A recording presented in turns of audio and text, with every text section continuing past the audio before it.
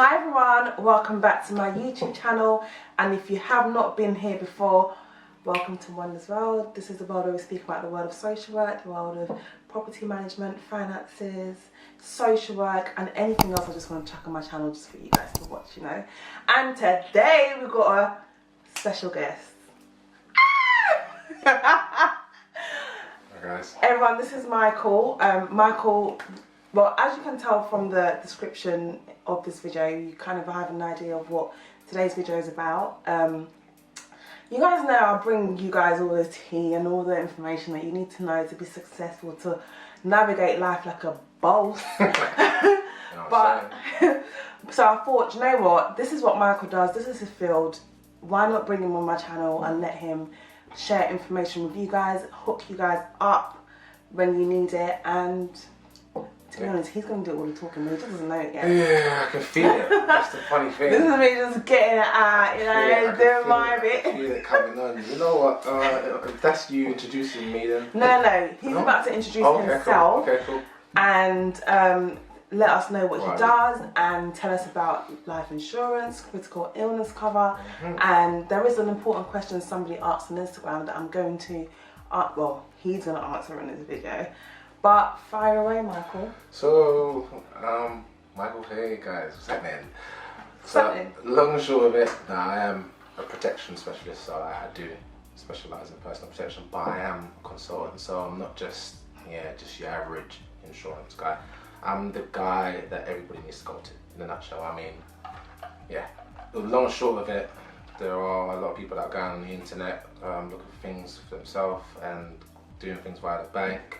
And the information out there is quite vague, and you need to be able to understand exactly how these things work, and so on and so forth. So I'm basically the guy that, everybody in hindsight who needs to understand, who needs to be educated about life cover, critical illness cover, income protection, private healthcare, all of those things. I'm your go-to guy, if that makes sense. So, yeah, we can dive in if you want to. So, okay, let me tell you guys a little bit, right? When I bought a house, they spoke to me about life insurance, they spoke to me about home insurance, they spoke to me about all this insurance stuff. But I was just interested in home building insurance because that's normally what I know about. I think ethnic minorities, a lot of us do have life insurance and know about this stuff, but quite a few of us don't really know so much about it, and that's why I thought, you know, it's important to bring Michael here.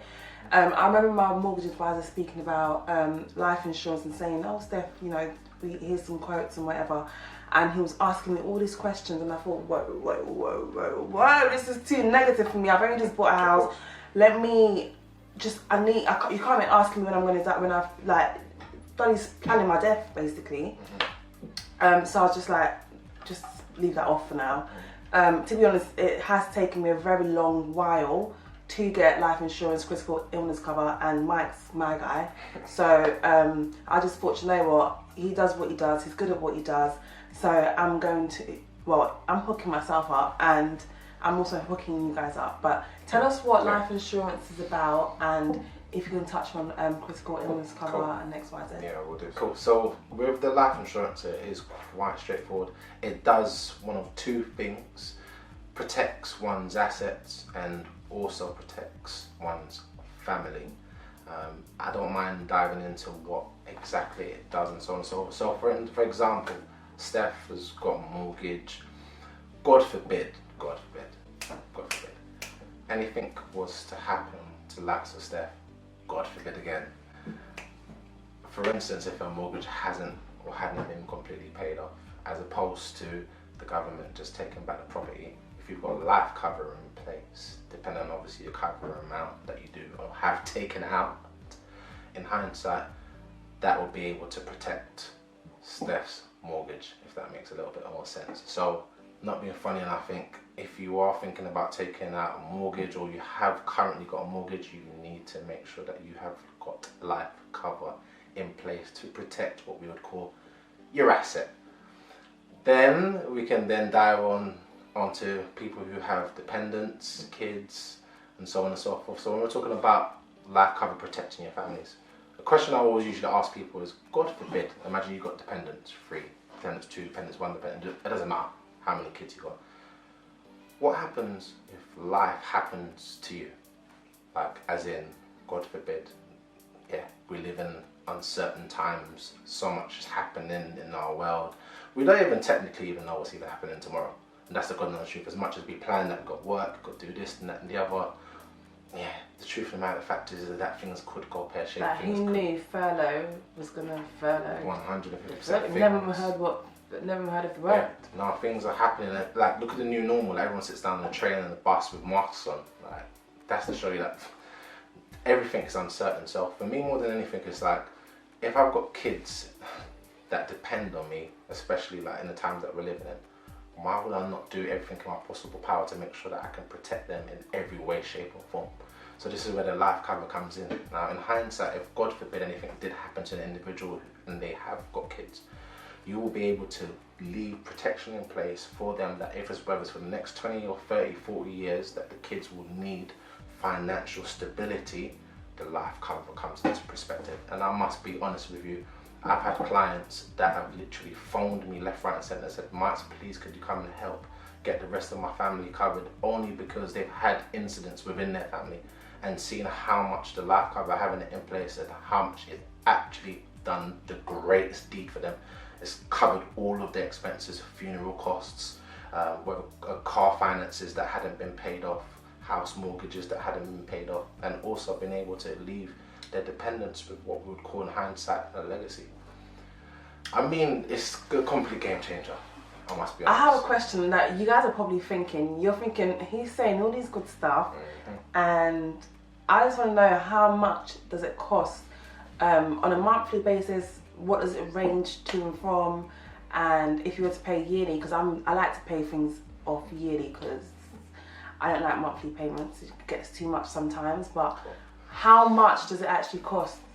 If I'm being totally honest with you, like, if I have any client, it doesn't matter who it is, like, I always make sure that we find covers that is affordable for our clients. So depending on usually like the client's line of work, what their earnings are, I usually, because I'm a financial advisor, I usually help break down like their income in hindsight. So we don't just dive in and just say, okay, this costs that, this costs that. We'll work out what you're bringing in, what goes out, so on and so forth, work out what your disposable income is, and then we'll find a cover that is tailored to your disposable income, if that makes sense. So that I kind of want figures. Yes, all right. So in hindsight, it all depends, like I said. So realistically, you could be paying up to 20, 30, 40, 50. I've got clients that are paying, yeah. So it ranges from, like, what's the lowest someone can pay? So the lowest cover, to be honest with you, you could get a cover up to £10 if you want to. Okay, and the highest? And the highest, one of my clients are probably paying like £130 per month, yeah, because of what she has included in the cover. Okay, that makes a lot of sense. So the prices definitely range. So it's not like fixed price, if that makes sense. Usually, depending on what the client's looking for, especially if, let's say for instance, the client's a smoker or has got medical issues, sometimes in hindsight it does increase the premium slightly. But if you're healthy, fit, and so on and so forth, premiums tend to come up pretty much that cheap, if that makes sense. And there's something called the term time, so that basically in hindsight is the length of time that it actually covers you for. So obviously the longer the term time, that also slightly increases the premium as well. Obviously the shorter term time, that also decreases. So there's just like there's a lot of things. It all just depends on what the client's looking for. If the client wants a long term, then obviously it'll work out a little bit more pricier. If they want a shorter term time, it'll work out a bit more cheaper. But realistically, for me, I don't think it's the pricing in terms of like going to look for something cheaper. So making sure that you've got something called adequate protection in place. So you want to try and make sure that if you can get an extended term time, the longest term time, get that. It's important. Yeah, that is important. I kind of want to know, you guys know that I like to tell people what they don't usually hear about certain stuff. Like, for example, I've spoken about what they don't usually tell you when it comes to mortgages. Is there a catch somewhere, or are there some things that people don't normally talk about when it comes to life insurance? It's so funny because I always have people asking me so much, like, this sounds brilliant, sounds great, like, what is the catch? What's the catch? Cool. For me, just being in the business and what I've also identified is There are a few reasons why sometimes clients don't get a payout when it comes to insurance, and somewhat it could be sometimes not given the right information at times. It could be sometimes. It could also be the fact that a client hasn't put their policy in something called a trust. That is probably one, if not the most important thing about trust fund. Yeah, trust fund. Because in hindsight, what ends up happening is that if you do not put your policy in trust, then the insurers don't technically know who to pay out the money to. Does that make sense? So on a trust form, you have the trustees, and then you have the beneficiaries, which would be whether it's their dependents or family members and so on and so forth. So if you want to secure and make sure that you are pretty much maybe guaranteed a payout, you need to make sure that your policy is in trust. Or if it's not, then you could be paying for life insurance for God knows how long. Nothing to get it. So you just got to, I always advise people, look, do things the right way. Go through a consultant so that it can break everything down to you to a T, so you've got a good understanding, a clear understanding of what you've got, what you're taking out, and why you're taking it out. Once you've got that in place, at least you can kind of rest and be reassured that listen, you've got something solid and adequate in place, nothing to worry about. Okay, so where does critical illness cover come into place? Yeah, so I always explain to clients, so life cover, critical illness cover, income protection, they are all different things that cover different areas. Right. So the critical illness cover pretty much speaks for itself, so it covers critical illnesses. So in hindsight, I'm not being funny enough, we had a client that, one of my clients anyway, that normal working class, does scaffolding, wasn't really feeling too well one day, just like we normally don't feel well sometimes, ended up taking a week off of work, going to the doctors, doing a blood test, and they ended up finding cancer in one of his legs. Now he had a critical illness cover with us, and he's covered it. He had taken out was a 100k cover. So what that basically means is, God forbid any critical illness was to ever occur, he would have a 100k payout to be able to go and potentially go and get the right treatment. So we're talking about private healthcare and so on and so forth, and the operations and stuff like that, procedures for that would be quite pricey. Hence why you see people doing GoFundMe pages and they're trying to raise 250k, 300k for the treatment and so on and so forth. Where the critical illness cover, if you got that in place, in hindsight, God forbid, if anything like that was to ever happen, you've got the money to be able to go and like facilitate your whatever the issue may be, if that makes sense. So for me, more than anything, like you get to skip the NHS as opposed to, God forbid, you find out something's happened to you detrimental and you don't know where to put your head and you're trying to go through the NHS and so on and so forth, and the list goes on, and it's just you're kind of taking things into your own hands in hindsight, if that makes a bit of sense. So yeah, it covers critical illnesses. Let's be very specific. It doesn't cover anything outside of a critical illness, and this is where people get confused, because sometimes they would think, yeah, illness. They're not thinking about critical. They're just saying illness, and then they think that every illness falls under that category, which is in hindsight is not true. Do you get it? So you've got to make sure you understand what it covers specifically, just so that you are not confused, and when you're trying to, in hindsight, make a claim, you're coming with the right information. If that makes sense. So what about okay, so I've got an asset, which is my house, right? Yeah. When it comes to life insurance and whatever, for those that don't have houses or whatever, what's the benefit for them? Because before I bought my house, I was not thinking about life insurance. So what's the benefit for them? So for me, it all depends. If they don't have any dependents, no kids or anything like that, my personal opinion, just my personal opinion, I would advise to take out life cover as early as possible. The reason being is that the earlier you take it out, the cheaper the premiums so is it like cars where you build up your no claims? In hindsight. So realistically, the earlier you take it out, the more cheaper it would be. And for the long haul, at least, God forbid, if at any point in time you do have any medical issues or something happens along the way, you've already got it in place. Do you get it? As opposed to, let's say for instance, you don't have no life insurance, you pick up medical issues along the way, you decide that you just want to start smoking and so on and so forth. By the time you're looking to get into the insurance and get life cover and stuff like that in place, your premiums are probably going to be quite off-putting because they might be really, really pricey. So in hindsight, the earlier the better. Do you get it? Just to have it in place, because then and realistically, we don't ever know life. No. Like, young people are dying. Do you get it? Like, let's call a spade a spade. Like, yeah, there are things that happen to people every single day. So I don't think anybody is exempt from having it. I just think it's good to have it as safety, because if something does happen to you, at least your family don't have to suffer the two burdens. The burden of number one, they've lost you. Number two, now they have to be using their work money that they work hard for to cover funeral costs or to cover any expenses that you had pretty much like left for them. So and that happens a lot. I've seen so many time. like GoFundMe pages and whatnot, because, you know, people are not prepared, and I think this is something that happens a lot in our community. And to be honest with you, I was not someone else thinking about life insurance. I want to think about life insurance for it. But yeah, but I'm guessing that applies to critical illness cover as well, pretty much, doesn't it? Yeah, so that in hindsight really is there to keep you alive. Do you get it? The whole purpose of the critical illness cover is so that you can get better and stay alive. Does that make a bit of sense? And then, obviously, I'm not too sure if you guys have heard about income protection as well. That for me is probably one of the biggest things, especially for people who are pretty much self-employed as well. It's pretty much just you're paying for sick pay. I also ask my self-employed clients, what happens if you're unable to work and you're self-employed? They just look at me like, well, I don't know, I'm not sure what I do.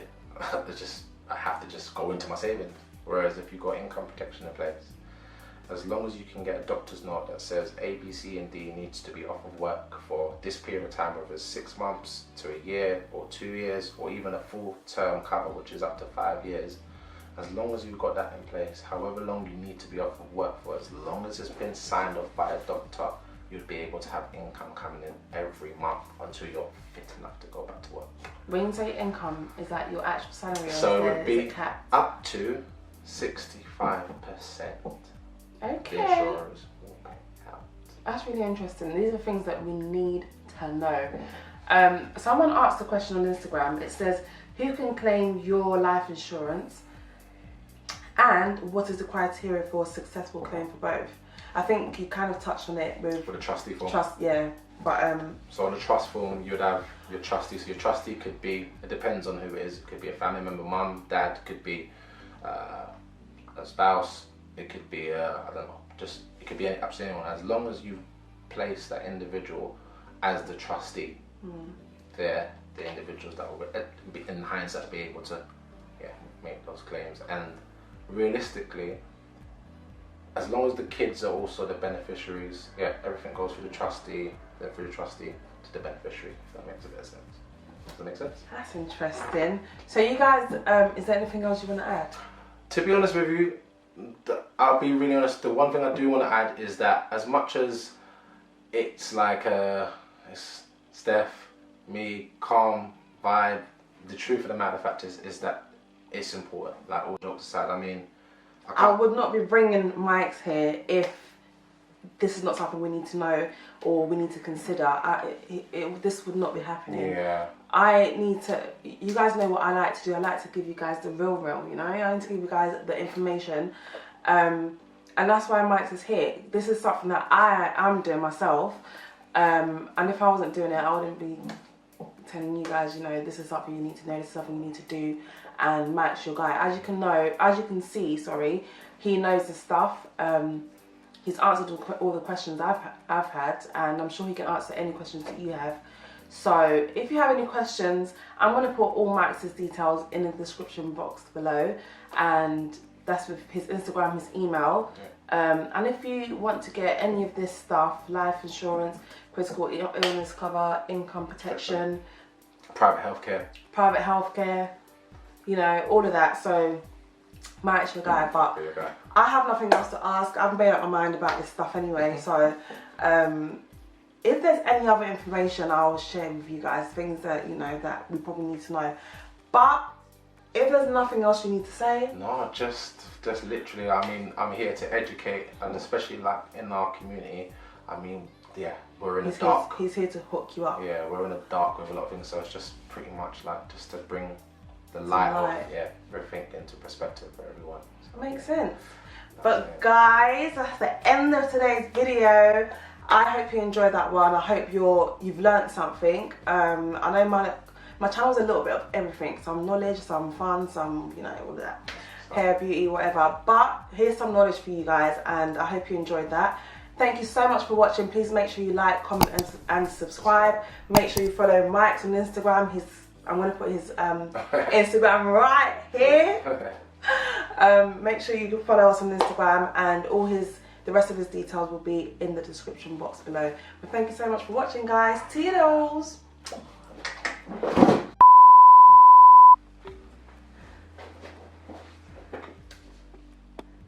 Why are you feeling yourself? I do not understand this guy. I'm just messing about. I promise you I'll be a fool. Don't worry. Has the camera been on this whole time? It's been recording. Oh my god, Steph, and I've been doing this, all of that, but this whole time. Fine. Oh my god, you don't know this is gonna go in a blooper. Don't do it, This is going in a blooper. Don't do it. Before God, I was actually just joking. Don't listen to it. Don't do it. What's that? I don't even know how to do that. Foolishness.